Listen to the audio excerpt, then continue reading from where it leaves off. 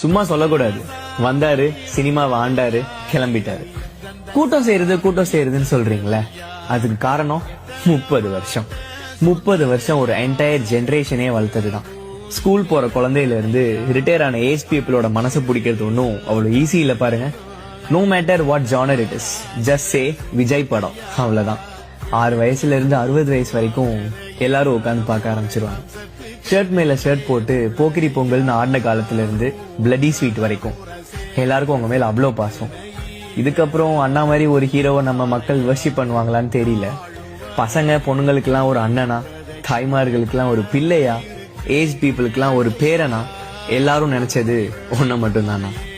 மனுஷன் சிங்கம் மாதிரி அப்படியே அந்த ஸ்கிரீன்ல வந்து நிக்கிறப்போல அந்த கண்ணு, அந்த நட, அந்த ஆரா, அவரோட டான்ஸ், ஃபைட்டுன்னு வர்றப்போ அந்த கூஸ் பம்ப்ஸ் இருக்கே, இனி நீ போயிட்டா என்னால அப்படி ஃபீல் பண்ண முடியுமான்னு தெரியலனா.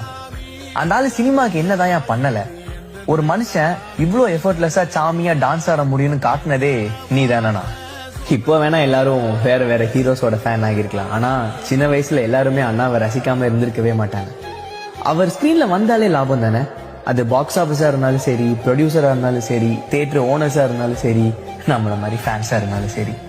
இதுவரை ஒரு படம் கூட டிராப் ஆகாம கன்சிஸ்டன்டா ஒருத்தர் 30 வருஷம் சினிமால பெரிய இடத்துல, அதுவும் இவ்வளவு ஹம்பிளா இருக்கிறது இஸ் நாட் எவ்ரி ஒன்ஸ். தெரியாமலோ அவரோட சின்ன சின்ன நுவான்சஸ், மேனரிசம் எல்லாம் இன்ஸ்பிரேஷனா எடுத்து இன்னைக்கு பல கோடி பேர் அவளை ஃபாலோ பண்ற ஆள்ல